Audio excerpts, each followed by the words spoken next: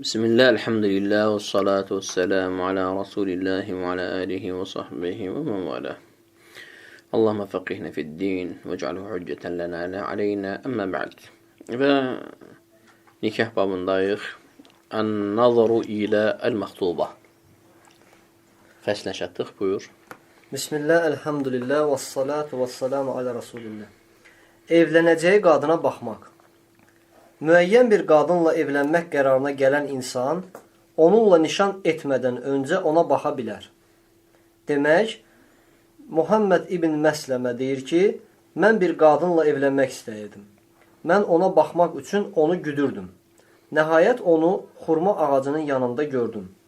Bu hərəkətimə görə mənə irad tutaraq dedilər, sən özün Peyğəmbərin sallallahu aleyhi və səlləmin səhabəsi olduğun halda belə iş tutursan, mən isə dedim ki, mən Peyğəmbərin sallallahu aleyhi və səlləmin belə dediyini eşitmişəm. Əgər Allah bir kişinin qəlbinə hansısa qadınla nişanlanmaq niyyəti salarsa, kişinin ona baxması eyb etməz. Hədis səhihdir. Səhih Sünən İbn Macə, İbn Macə. Muğirə İbn Şu'bə radiyallahu anhu deyir ki, mən Peyğəmbərin sallallahu aleyhi və səlləmin yanına gəldim və ona bir qadınla evlənmək istədiyimi çatdırdım. O isə dedi, get ona bax. Çünki bu, sizin bir-birinizə daha çox bağlanmanız üçün əlverişlidir. Hədis səhihdir. Səhih Sünən Tirmizi, Nəsai. Bu, onun rəvayətidir. Tirmizi, onun rəvayətində daha yaxşıdır deyilir. Nişan. Əl-xıtbə. Demirsən əl-xutbə. Yazılışı tamamilə eynidir, sadəcə məqsurdur. Kəsrəli əl-xıtbə. Nişan. Nişan, el arasında məlum yolla qadına edilən evlilik təklifidir. Yəni, üzü ilə yox. Oğlan qıza, qızı olan əlinə üzüyü taxmaqla yox. Yəni, elçi qolçu gedirsən, həri alırsan, Allah xoşbəxt eləsin, qızı verdim getdi. Buna xıtbə deyirlər. Nikah. Və burada da yəni, akt bağlana bilər birbaşa, bilməz. Əldə olunan razılıq sadəcə olaraq evlilik vəd etmək anlamına gəlir. Bu razılıqla nişanlı qız, nişanlı oğlana heç bir vəcihlə halal sayılmır. Nikah bağlanana qədər oğlan qız üçün yad, naməhrəm sayılır. Hələ ki, dedi ki, qızı verdim, o dedi ki, aldım. Allah xoşbəxt eləsin, qız da razıdır, sustu. Şahidlər oldu, mehrdən oldu, artıq nikah bağlandı. Onun aydındır. Ancaq getdilər, elçi qolçu getdilər, qızın hərisini istədilər. Və onlara vəd verildi, elhamdülillah. Yəni, bu xıtba, sadəcə xıtba. Ancaq akt-ü nikah olmadan onlar bir-birlərini hələm deyədilər. Bir qardaşın nişanı üzərinə nişan aparmaq müsəlmana halal deyildir. Bunlar gəldilər, qızın hərisini aldılar, qızın hərisi verildi, qız bunlara artıq söz verildi və 50-dən sonra vəli gəlindi təzədən həmin qızın üzərinə. Biləndən sonra ki, artıq bunlar getdilər və həri bunlara verildi. Qız bunlara vəd edildi, ixtiyar yoxdur. Edərsə günaha girir. Əbul-Qasım sallallahu aleyhi ve sellem asi olur. Öncə yox, həriyə getməyiblər, vəd verilməyib. Sadəcə filan kəs onu arzuluyur. Filan kəs də onu arzuluyur. Hər kəs arzulaya bilər. Sadəcə o qız azaddır. Kim birinci getdi odur, aydındır. Məhz xıtba qadağandır. Xıtba. Xıtba oldusa, elçi qolçu getdilərsə, nişan olundusa, qızın hərisi alınsa, Allah xoşbəxt eləsin, toy təyin olundusa və s. artıq başqasının üzərinə gələ bilməz. Xıtbə üçün. İbn Ömər radiyallahu anhu deyir ki, Peyğəmbər sallallahu aleyhi və səlləm bir kimsənin digərinin alış-verişinə qarışmasını, bir kimsənin digərinin nişanı üzərinə nişan etməsini qadağan etmişdir. Yalnız birinci nişanlı kişi imtina etdikdə və ya ona icazə verdikdə bunu edə bilər. Hədis səhihdir. Səhih Sünən Nəsai, Buxari, Nəsai. Getdik, qıza baxdıq, nəsə ürəyimə yatmadı və geri qayıtmağa qərar gəldik. Artıq bu insan izin verdi başqasına. Başqası getsin deyə xitab eləsin. Haydi necə? Getdik, qıza baxdıq, çox bəyəndim, qız məni bəyənmədi. Etiraz elədi. Və etiraz elədiyinə görə də təbii ki, xıtba da baş tutmadı. Artıq yenə də azaddır. Yenə də getmək olar onun üzərinə. başqa xitbə üçün başqa insan gedə bilər. Ancaq hərsi verildi, verdim qızı getdi, dedilər. Allah xoşbəxt eləsin, toy falan günüdür. Qız razı, oğlan xoşbəxt. Artıq bu xitbə baş verdi. Burada qətiyyən onun xitbə üzərinə bir daha xitbədə gedə bilməz. Fitnədir. İkinci oğlanı qız görməyib. Ola bilsin ki, Allah xilqət olaraq ona fitnəkar gözəl yaratıb oğlanı. Baxma ki, qız birincisi ilə razı idi, xoşbəxt idi, toy təyin olunub. İkinci xitbə gələndə qız gözün ucundan görər, aşiq olar. Və bu xəyanətdir. İkincinin ixtiyarı yoxdur getməyə. Kim olursan ol. Qalin vagində gəl. Hə milyonersən, hə dünya gözəlisən, hə beləsən, eləsən. Bu hamısı qız üçün fitnədir.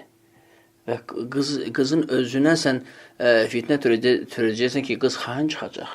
Verdiyi əhdi pozacaq, vəfasız olacaq və xitbəni pozacaq.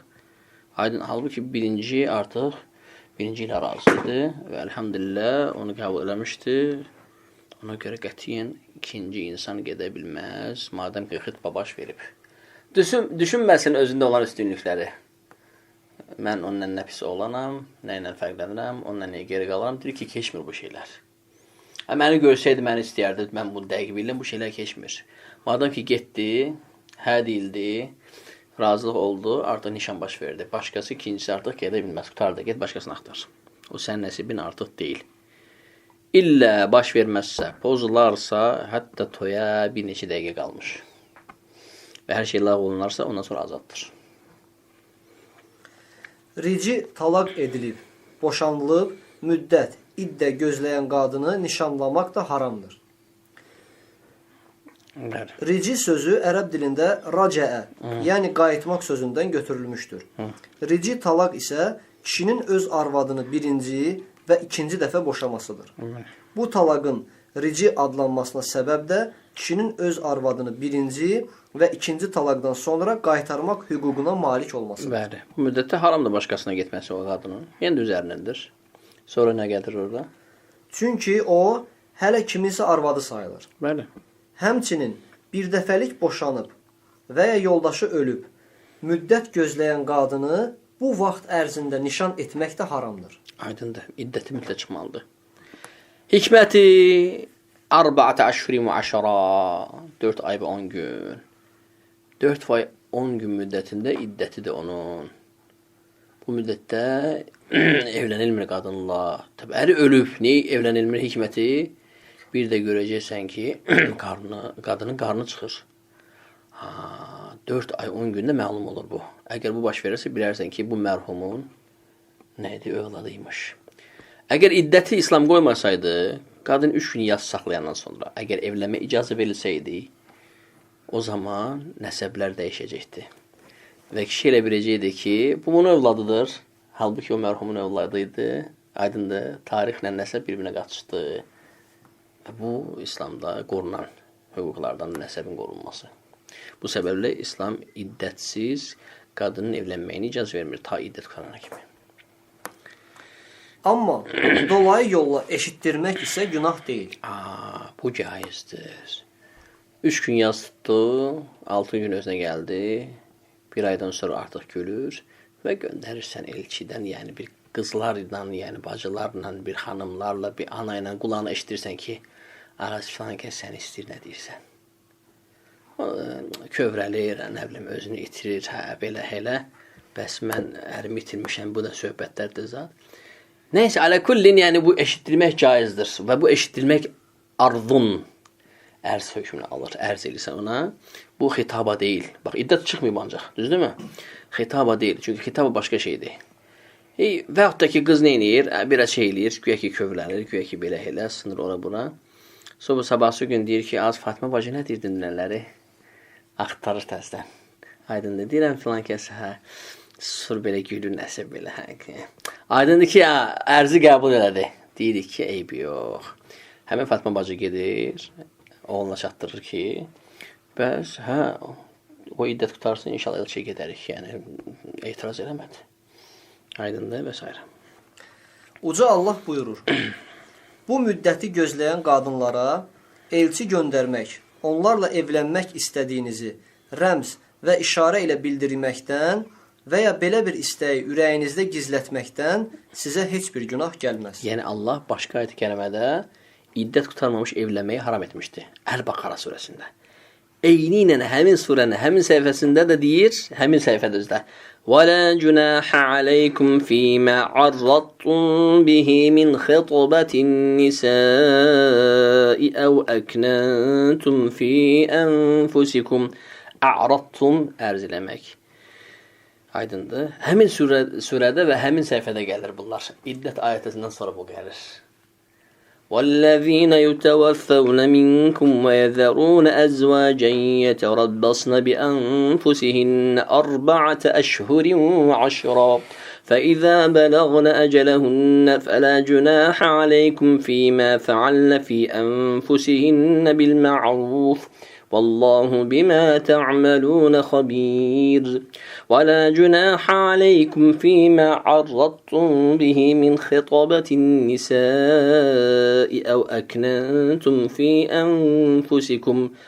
Aydındır. Birinci ayət-i kərimə iddət ayətidir. İkinci ayət-i kərimə ərz ayətidir. Əl-Baqara surəsi 235-ci ayət-i kərimə.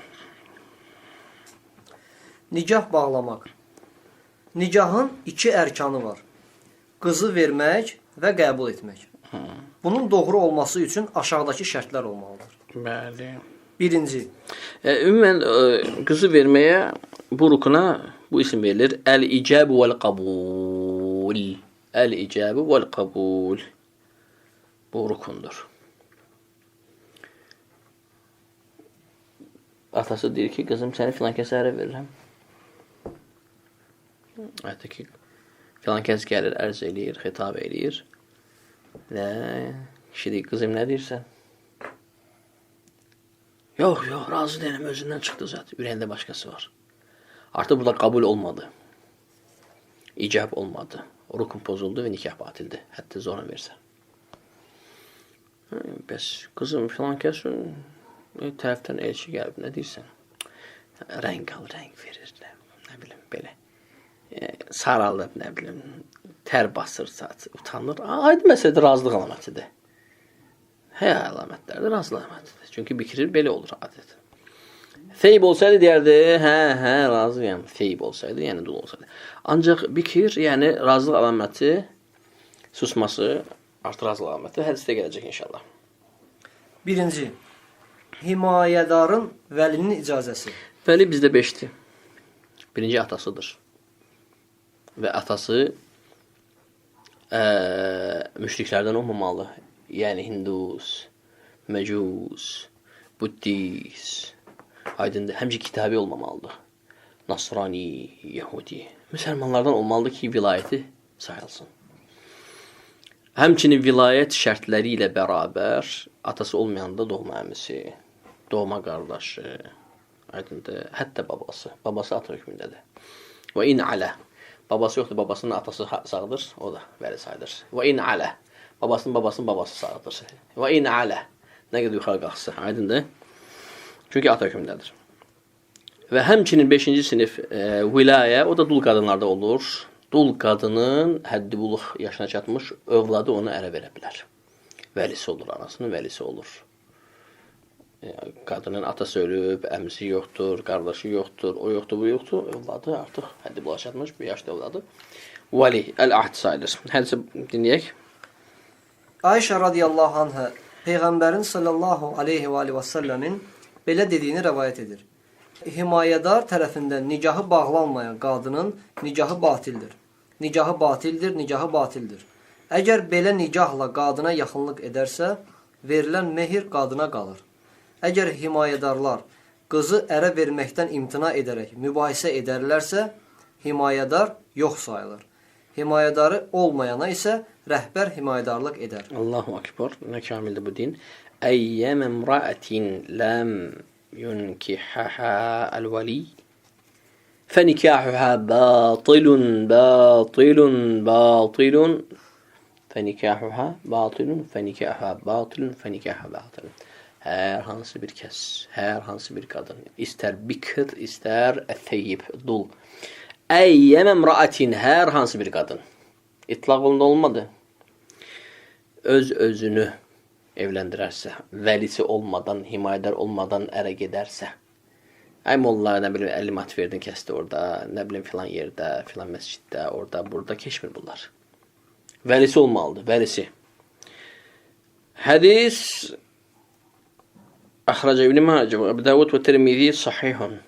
Allah Nəbisi sallallahu əleyhi və səlləm deyir: "Fənikahuha batilun, batilun, batilun." Ancaq bu hədis İmam el-Mubeccel Nu'man ibn Thabit İmam Əbu Hanifə rahimehullah hədis çatmamışdı. Bu hədis onun dövründə yox idi. Mudavvan olmamışdı, kitaba yazılmamışdı. Bu hədis şeyxdə yox idi rahimehullah. Bu səbəblə şeyx mə'zur öz fetvasında dul qadına vəli olmadan öz-özünü nikah vermə fetvasını vermişdi. Və alim də ictihad eləmişdi. İctihadına görə də savabını qazanır. Baxma ki, xat etmişdir. Ancaq şək yoxdur. Nas gələndən sonra xata məlum üzə çıxır.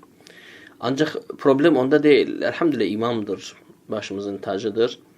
Problem bu xatanı aşkar şəkildə sonradan görən və bu xatanı əməl edənlər problemdir.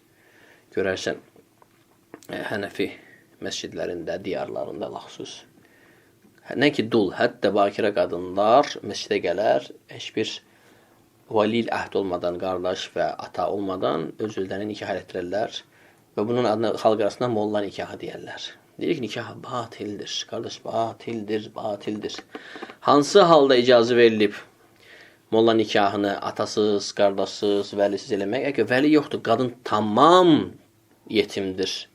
Atası yox, qardaşı yox, əmsi yox, oğlu yox, o yox, bu yox, tamam yetimdir. Vəlisi olmayan hədis sözü şərh edir. Vəlisi olmayanın vəlisi yoxdur. O zaman onun vəlisi sultandır. Rəhbər. Sultan burada nəzərdə tutulur. Naib-i sultan, qadi, qazı. Fəqih əl-alim, əl-qazi. Əlində hökm, şəri əhkamlar olan hakim. Əl-qazi, əl-sultan. O neyir? Evləndirir. Həmçin kitabi qadının valideynləri kafir olduğuna görə də onu da kitabi qadını da qazı vəlli eləyir atası yerinə. Onu ərə verirlər. Misal üçün, təsəvvürlə Maşaydı oldu sonra Məryəm. Müsəlman oldu və atası anası İslamda deyil. Qız indi müsəlman nikaha gedir. Atası verməyəcək onu təbii ki. Aydındır. Və qız neyir? Müsəlmanların məscidinə gəlir. Onların qazısını tapır. Dini rəhbərin, alimli qazısını tapır. Qazı ona vəli olur sultan yerinə. Naib və onu ərə verir. Elhamdülillahi Rabbil alemin. İkinci. Şahidlərin mövcudluğu. Ayşə radiyallahu anhə Peyğəmbərin sallallahu aleyhi və səlləmin belə dediyini rəvayət edir. Himayədar vəli və iki ədalətli şahid olmadan bağlanan nikah düzgün deyil. Hədis səhihdir. Səhih Əl-Cami Əs-Səğir, Beyhəqi, İbn Hibban. Qadını ərə vermədən öncə bu haqda ondan icazə almaq vacibdir. Bəli, bunun da iki keyfiyyəti var. Himayədarsız nikah bağlanmadığı bir şərtdirsə, himayədarın ərə verdiyi qadından bu haqda icazə alması da vacibdir. Əgər qadın razı deyilsə, himayədarın onu məcbur etməsi qadağandır. Bəli. Əgər o qadını məcburi olaraq ərə verərsə, qadının həmin nikahı ləğv etməyə hüququ vardır. Bəli. Əbu Hureyra radiyallahu anhu Peyğəmbərin sallallahu aleyhi və səlləmin belə dediyini rəvayət edir. Dul qadının əmri, bakirə qadının isə icazəsi olmadan onlar üçün nikah bağlanmaz. Orada olanlar dedilər, ey Allahın elçisi, bakirə qadının icazəsi necə olur? Peyğəmbər sallallahu aleyhi və səlləm dedi, onun susması icazəsi deməkdir. Buxari, Muslim, Əbu Davud, Tirmizi, İbn Macə, Nəsai. Bəs dul qadın əmri Lə tunkəhul əl-əyyimu həttə tüstəmər. Yəni, izin alırsan, filan kəs sizi istəyir, nə deyirsiniz? Razıyam, razıyam, hə, açıq şəkildə elan edir. Soruşulur. Yunvar fi əmrihə, onun işinə baxılır. Ancaq bakirə belə deyə bilmir, bakirə bu həyatı görməyib, həyə var onda və s. Neyinir? Rəng alır, rəng verir, nə bilim, tər tökür, susur, sakit, bıqıldı, nəsə demək istəyir, deyə bilmir. Həliyir, qardaşları da doyamır. Aydındır ki, artıq razıdır. Çünki əgər o qəlbində olmasa o kəs, başqası qəlbində olsa, bunu da tanımaq istəmir, partlayacaq həmin moment. İstəmirəm, yox, ən azı həyədən alacaq. Yox. Aydın necə? Və onun susması razılıqdır. Xansə bint Xaddəm Əl-Ənsariyyə radiyallahu anhə deyir ki, o dul qadın ikən atası onu məcburi ərə vermişdi. O isə Peyğəmbərin sallallahu aleyhi və səlləmin yanına gəlmiş və o da onun nikahını ləğv etmişdi. Rəvayət səhihdir. Əl-İrva, Buxari, Əbu Davud, İbn Macə, Nəsai. İbn Abbas radiyallahu anhu deyir ki, bir bakirə qız Peyğəmbərin sallallahu aleyhi və səlləmin yanına gəlib, atasının onu məcburi ərə verməsi haqda şikayətləndi. Və Peyğəmbər sallallahu aleyhi və səlləm qadına seçim etməyi təklif etdi. Hədis səhihdir. Səhih Sünən İbn Macə, Əbu Davud, İbn Macə. Nikah zamanı oxunan xutbə. Təbii ki, bu müstəhəb babındadır, qardaşlar. Yəni, farz deyil. Oxu əvvəlini kitabın. Nikah bağlanmadan öncə xütbə oxumaq müstəhəbdir. Niyə bunu qeyd elədik? Çünki bəzi məzhəblər onu fərz gördülər, vacib gördülər. Bəzilər okundan zənn etdilər, ancaq səhih o deyil. Vallahi alim, müstəhəb hökmündədir. Başqa dualar da əvəz eləyə bilir. Elhamdülillah və salatu və selamu ala Rasulullah və ba'd. Aydındır. Bismillahirrahmanirrahim. Elhamdülillahi rabbil alamin. Errahmanirrahim. Maliki yevmiddin. Və salli və sellimu ala əşrefil enbiya və murselin və ba'd. Əvəz eləyir. Ancaq məşhur olan, sünnədə gələn olan və müstəhəbdir bunu deyəsən. İnnel hamdelillah. Nəhməduhu və nəstə'inuhu və nəstəğfiruhu. Və nə'udhu bihi min şururi anfusina və seyyiati a'malina. Men yehdihillahu fela mudilla leh ve men yudlil fela hadiye leh. Ve eşhedü en la ilahe illallah vahdehu la şerike leh. Ve eşhedü enne Muhammeden abduhu ve resuluh. يا أيها الذين آمنوا اتقوا الله حق تقاته ولا تموتن إلا وأنتم مسلمون يا أيها الناس اتقوا ربكم الذي خلقكم من نفس واحدة وخلق منها زوجها وبث منهما رجالا كثيرا ونساء واتقوا الله الذي تساءلون به والأرحام إن الله كان عليكم رقيبا يا أيها الذين آمنوا اتقوا الله وقولوا قولا سديدا يصلح لكم أعمالكم ويغفر لكم ذنوبكم ومن يطع الله ورسوله فقد فاز فوزا عظيما أما بعد فإن أصدق الحديث كتاب الله وخير الهدي هدي محمد صلى الله عليه وسلم وشر الأمور محدثاتها وكل محدثة بدعة وكل بدعة ضلالة وكل ضلالة في النار. Bu Xutbətul Hacə adlanır və mətni belədir. Həqiqətən həmd Allaha məxsusdur. Biz ona həmd edir, ondan yardım və günahlarımızın bağışlanmasını diləyirik. Nəfslərimizin şərrindən isə və pis əməllərimizdən Allaha sığınırıq. Allahın doğru yola yönəltdiyi kimsəni azdıran, azdırdığı kimsəni isə doğru yola yönəldən tapılmaz. Mən şahidlik edirəm ki, Allahdan başqa ibadətə layiq haqq məbud yoxdur. O, təkdir və şəriki yoxdur. Mən şahidlik edirəm ki, Muhammed onun qulu və elçisidir. Ey iman gətirənlər! Allahdan layiqincə qorxun, yalnız müsəlman olduğunuz halda müsəlman kimi ölün. Əli İmran 102. Ey insanlar! Sizi tək bir şəxsdən, Adəmdən xəlq edən, ondan zövcəsini, Həvvanı yaradan və onlardan da bir çox kişi və qadınlar törədən Rəbbinizdən qorxun. Adı ilə bir-birinizdən cürbəcür şeylər istədiyiniz Allahdan, həmçinin qohumluq əlaqələrini kəsməkdən həzər edin. Şübhəsiz ki, Allah sizin üzərinizdə gözətçidir. Ən-Nisə 1-ci ayə. Ey iman gətirənlər, Allahdan qorxun və doğru söz söyləyin. Əgər belə etsəniz, Allah əməllərinizi islah edər və günahlarınızı bağışlayar. Hər kəs Allaha və Peyğəmbərinə itaət etsə, böyük bir səadətə, cənnətə nail olar. Əl-Əhzab surəsi 70-71-ci ayələr. Həqiqətən ən doğru kəlam Allahın kitabı, ən doğru yol isə Muhammedin sallallahu aleyhi və səlləmin yoludur. Ən şər işlər dinə əlavə olunan yeniliklərdir. Hər bir yenilik isə bidət, hər bidət də zəlalətdir. Zəlalətin sonu isə oddur. Bu, Peyğəmbərin sallallahu aleyhi və səlləmin Xutbətul Həcə ehtiyac xütbəsi adlı xütbəsidir. O, xütbələrini, dərslərini və moizələrini bu sözlərlə başlayardı.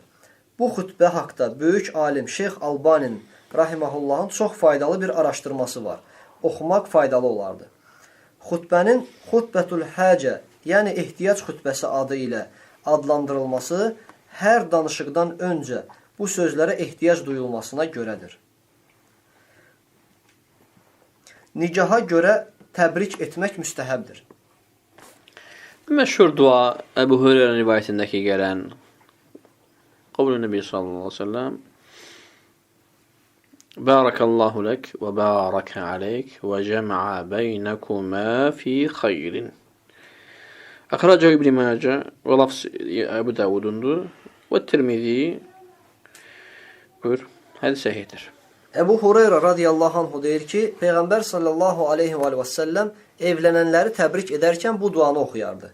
Allah sizi bərəkətləndirsin, bərəkətə qovuştursun və hər ikinizi xeyirli işlərdə qoşa etsin. Hədis səhihdir. Səhih Sünən İbn Macə rəvayətin mətni onundur. Əbu Davud, Tirmizi. Onların rəvayətində xitab tək formada deyilir. Mehr. Yəni xitab necə deyilir? Barakallahu lek və baraka aleyk və cema'a beynekum fi xeyr. Yəni hansı rivayətdir bu? Hansı lafzdır? Tirmizinin onların rəvayətində xitab tək formadadır. Aha.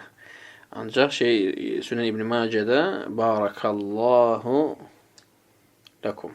Barakallahu lekum və baraka aleykum və cema'a beynekuma fi xeyrin. Mehr. As-sadaq, el-mehr, el-nihlə. Bu hansı isimlərdir onun? Uca Allah buyurur, qadınlarınızın mehirlərini könül xoşluğuyla verin. Əgər onlar qəlbən, öz razılıqları ilə bundan sizə bir şey bağışlasalar, onu halal olaraq nuş canlıqla yeyin. Misal üçün, yaxşı qızdır, Allah xoşbəxt eləsin. Gör ki, əri heç yanında işləyə bilmir də, saqqalına görə işə götürmürlər. Vaxtı ikən mehirdən qəşəng hədiyyə gətirmişdi ona, qızıl əşyalar zat. Qız özü öz könül xoşluğuyla gətirib qoyur süfrəyə bəzilərini, ya da yarısını, ya da çoxsunu, ya da hamısını, hamısı caizdir. Ya bir hissəsindir ki, get, saat, mayan olsun və nəsə bir iş qurulsun üçün. Qadın özü bunu eləyərsə, caizdir, halaldır, halaldır. Aydındır necə? Bunun içine girir yemək və içmə əşyaları. Məsələn, mehrə yemək əşyası vermişdi buna. Nəsə bir paxlava, nəsə bir tort, nəsə əşyaların içində məsələn gəlmişdi. Mehrlə bərabər.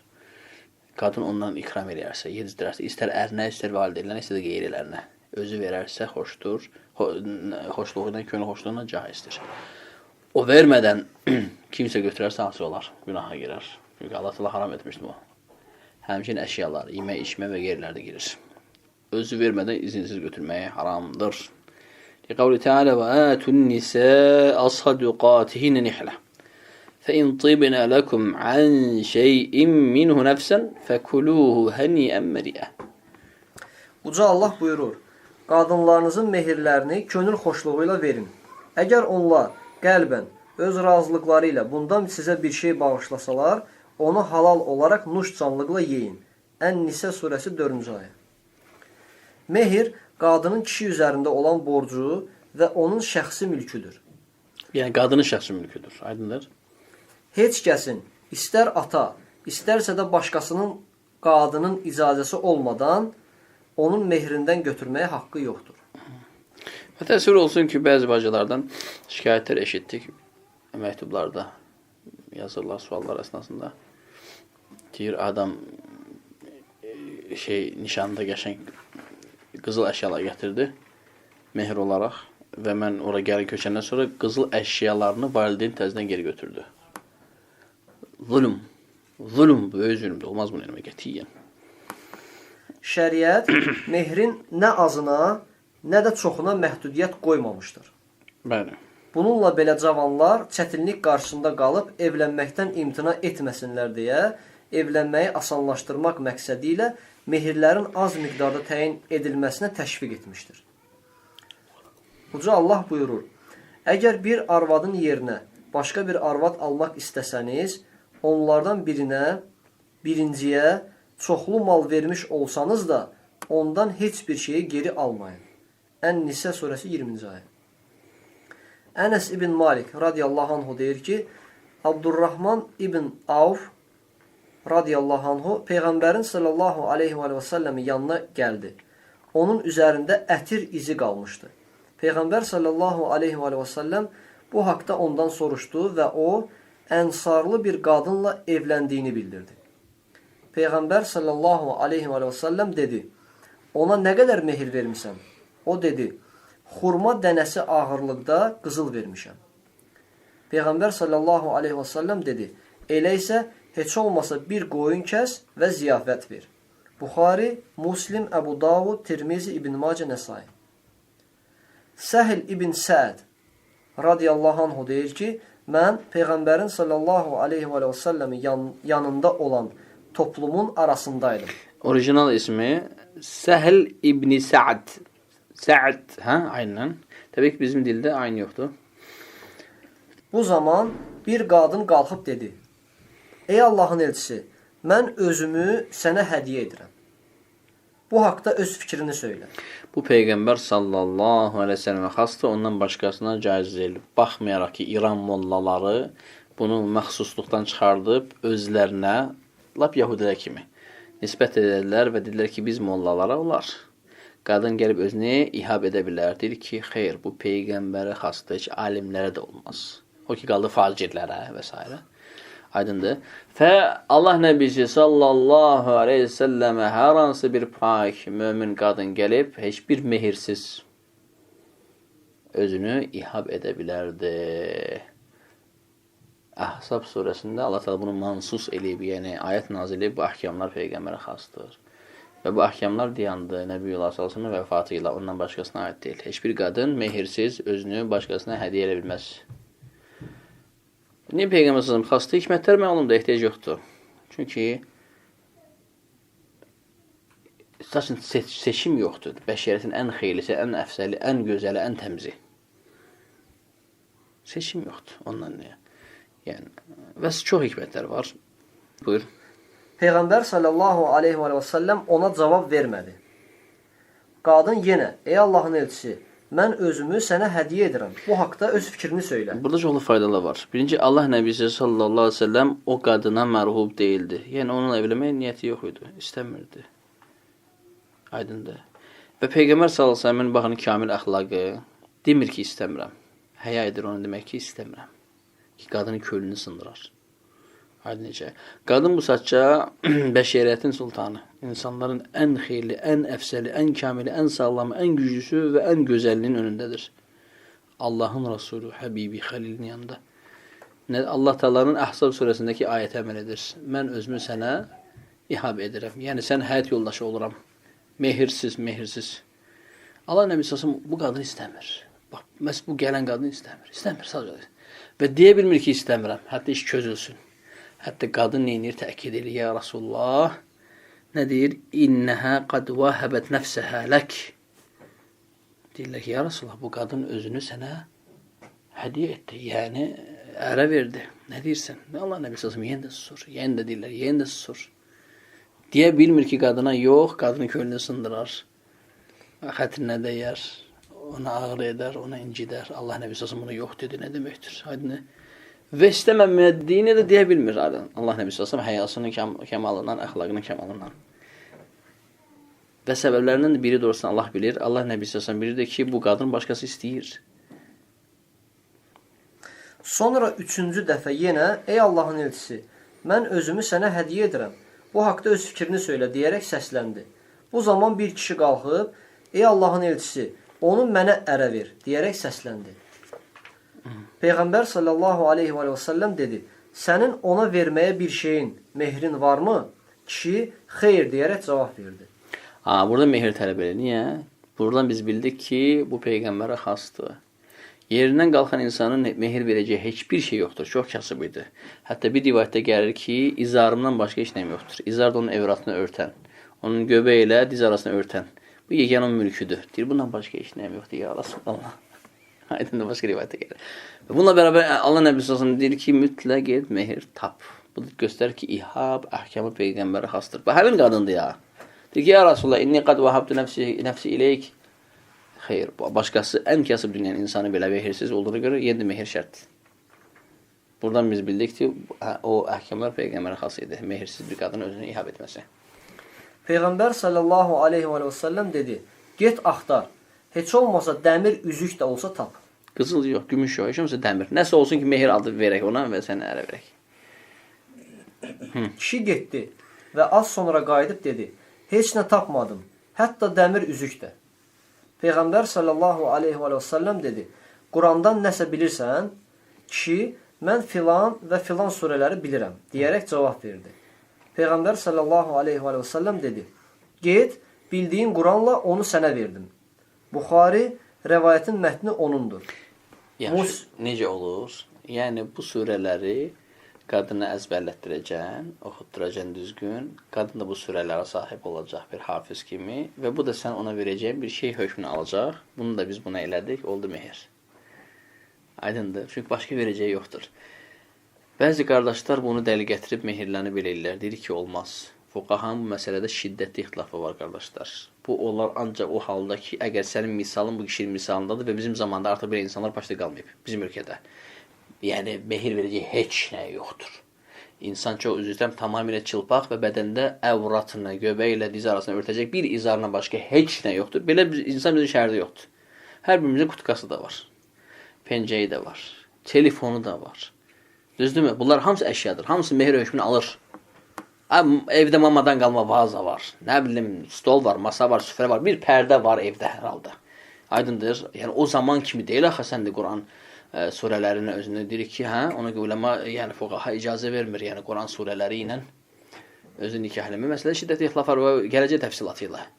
Əgər bir insan tam bu şərtlərlə uyğun olarsa, doğrudan da onun mehir verəcək heç nə yoxdursa tamamən, belə bir misal mən təsəvvür eləmirəm bizim zamanda, bizim ölkədə, xüsus. O zaman, o ola bilərdi, ulemanın məsələyində ixtilafı var, aydındır. Ona görə qardaşlar tez-tez soruşurlar.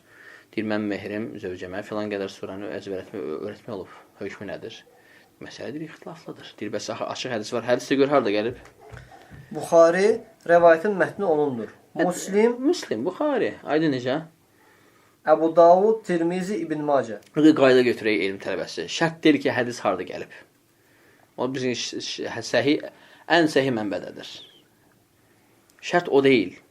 Şərt mətndə deyil. Şərt mətnin əhkamının tətbiqində, əməlində, izahatında Nəbiyullah s.ə.v-nin bizə onu necə miras buraxdığında, o necə əmələ keçir, necə həyata keçir, alimlərin görüşü bu məsələdə necədir, ümmət bu necə qəbul eləmişdir, bu məsələ necə ümmətdə icma olmuşdur, necə qəbul olmuşdur, necə tələqqi olmuşdur, bu məsələ necə baxılır. Şərt deyil ki, yəni Səhih Buxarıda bir gəlir, mən də bunu eləyə bilərəm. Aydın necə? Evlənmədən öncə, yaxud sonra mehri tam vermək olar. Həmçinin bir hissəsini əvvəl, qalanını isə sonra vermək olar. Olur, hərdən gəlin çaşır, deyir ki, mehrin gəlin vagin maşını olsun. Bu da bir dəfə qələt edib, cip alıb. Bundan sonra qadın elə bir ki, gəlin vagin də ala bilər bunun üçün. Şərt qoyur ki, bəs filan şey olsun. Bu saç gücü çatmır bu mehri verməyə qadına və evlənmək istəyir. Deyir ki, evliliyi baş verdi, əlhəmdülillah. Əgər vəd verirsənsə, vədinə sadiqsənsə, vəfalısansa, inşallah onun havası yığıb verəcəksənsə, ölməmişdən qabaq, mehir verildi artıq. Ancaq borc olaraq zimmətinə qalır və nikah baş verir və artıq nədir? İnsanlar gəlini evə apara bilərlər.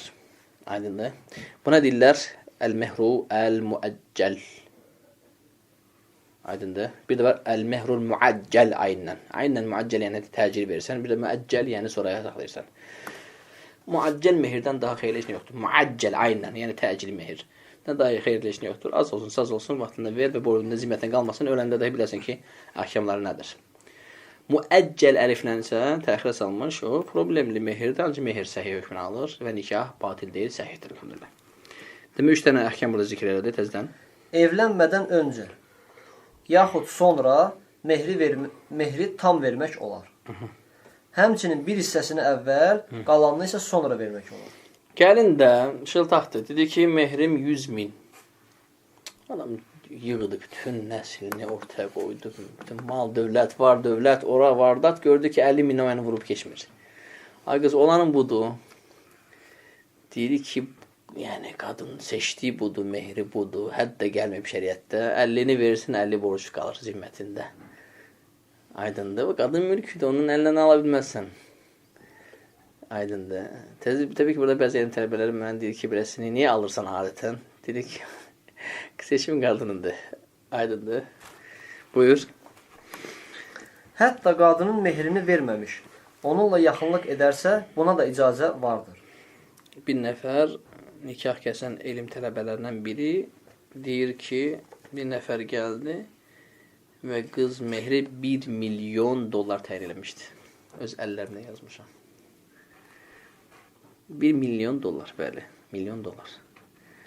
Və deyir, mən yazdım onu ilə əcəl, yəni təcil hökmü, yəni sonra vermə hökmünə, bu da olur. Adətən bunu edir zəki qadınlar, şıltaq, zəngin ərlərə qarşı ki, onlar xəyanət eləməsinlər və tez-tez boşamasınlar və başqasında da göz olmasın. Və bir də bunu tuzaq üçün eləyirlər ki, ikincisi haqqında fikirləşmə şansını verməsin ona. İndi mehri elə qoyur ki, aydın necə? Bu nə edir? Bu mehri ödəməmiş, qalır belə bilməsin, nətər ikincisini alsın, birincisi mehri vermir əslan. Bizim ölkələrdə adətən olmur, ancaq Ərəbistanda bu olur. Və bu hamısı fitnə qapısıdır, qardaşlar. Evlənməyin qarşısını alır və fəsad üzündə çoxalır. Əgər kişi qadına verəcəyi mehri təyin etməyibsə, o zaman adətən digər qadınlara verilən miqdarda mehir verməlidir. Ürflə, bil-ma'ruf. Ürflə, bil-ma'ruf. Misal üçün, Cühəni qəbiləsində ən möhtərəm mehir 50.000 riyaldır. Ondan aşağı vermək eyib sayılır. Və 50.000 riyal da az pul deyil ərəblər üçün. Aydındır. Qadın təyin eləməyib və təyin eləmir və söhbəti açmaq istəmir. Özünə ar bilir qiymət qoymaq. Aydın. Misal olur hərdən, bəzi də xasiyyətində. Və qazı deyir ki, yaxşı, mehir nədir? Deyir, qız heç nə demir. Mehir deyində bir şey yazaq. Qız heç nə demir. Soruşurlar, heç nə demir. Yüklədik onu adətə görə. Normalda bu qəbilə adətə nə qədər verir? 50.000 riyal. Yüklədik 50.000 riyal. Çünki bu məbləğə təbii ki, qız narazı olmayacaq. Qəbiləsi hamısı bu məbləğlə gedir və bu məbləğ olar da ağır məbləğdir. Yüngül deyil. Ona görə qadın təyinləsə xoşbəxtlik olar. Təbii ki, o da yaxşı təyin eləsin. 15.000 riyal, 10.000 riyal, yaxşı 5.000 riyal, 5.000 riyal, 3.000 riyal da, 50.000 riyal. Susanda nəticə belə olacaq. Ona görə dindir onu, bax gör nə istəyirsən. Aydındır. Həmçinin, baxsan görsən, şəxsən başıma gəlib nikah kəsəndə, qızdan soruşuldu, nə istəyirsən? Deyir, heç nə. İkinci dəfə, heç nə. Üçüncü dəfə, heç nə, heç nə, heç nə, heç nə. Bu da heç nə demir ki, biz bir şey yazacaq mehrə. Axırda oğlan dedi ki, mən ona kali hədiyyə elədim. 25.000 manatlıq. Kali, brilliant və s. belə elə. Soruşduq, bunu mehir kimi qəbul edirsən? Deyir, hə. Sonra onu da yazdıq. Aydındır. Və ürfnə adətinə yəni gedə bilər, əgər təyin etmirsə qadın. Yox, əgər mehri təyin edibsə, təyin etdiyi mehri verməlidir. Bəli. Vəd edilən mehri ödəməkdən boyun qaçırmaq olmaz. Belə ki, Peyğəmbər sallallahu aleyhi və səlləm demişdir. Sizin vəfa göstərməli olduğunuz vəd, qadınları halal etdiyiniz mehrə sadiq çıxmağınızdır. Buxari, Muslim, Əbu Davud, İbn Macə, Tirmizi, Nəsai. Və bu Peyğəmbər s.ə.v-in vəda xütbəsində, vəda həccində verdiyi vəsiyyətlərdəndir. Mütləq mehr verilməlidir. Mehrin də həddindən artıq aşağı verilməsi də məsləhət deyil. 20 köpük zat. 50 köpük, 1 manat. Olmaz belə. Niyə görə? Çünki ola bizə ehtimal var ki, nədir? Çox aşağı, rədi bir xəsis məbləğ deyirlərsə, yəni olan qadını qədrini bilməz. Ona alay ilə, istihza ilə. Təsəli qadın mehirdən ilə. Heç nə istəmirəm, yaxşı da 20 köpük. Razıyam. Əslində mehir baş verdi, ancaq olmaz. Bu belə, yəni yaxşı şey deyil. Çünki olan qızın qədrini bilməyəcək. Onunla alay eləyəcək. 20 köpüklü gəlin ətərsən. Aydın, ona görə mehir biraz, yəni ürflə tanınan bir mehir olsun. Əgər ər nikahdan sonra və qadına yaxınlıq etmədən öncə vəfat edərsə, qadının mehri tam verilir. Əl-Qamə deyir ki, Abdullah ibn Məsudun radiyallahu anhunun yanına gəlib, bir qadınla evlənib, arvadı üçün mehir təyin etmədən və yaxınlıq olmadan vəfat edən kişi haqqında soruşdular. Məsələnin həllini istədilər. Abdullah dedi, mən o qadına digər qadınlara verilən miqdarda mehir verilməsini, varis olmasını və müddət, iddə gözləməsini deyirəm. Sonra Məqal ibn Sinan Əl-Əşcəi radiyallahu anhu Peyğəmbərin sallallahu aleyhi və səlləmin Buru bint Vaşiq barəsində də belə qərar verdiyini təsdiqlədi. Hədis səhihdir. Əl-İrva, Tirmizi, Əbu Davud, İbn Macə, Nəsai. Qadınla nə zamandan yaşamaq yaxşıdır? Həzə və sallallahu alə nəbinə Muhammedin və alə alihi və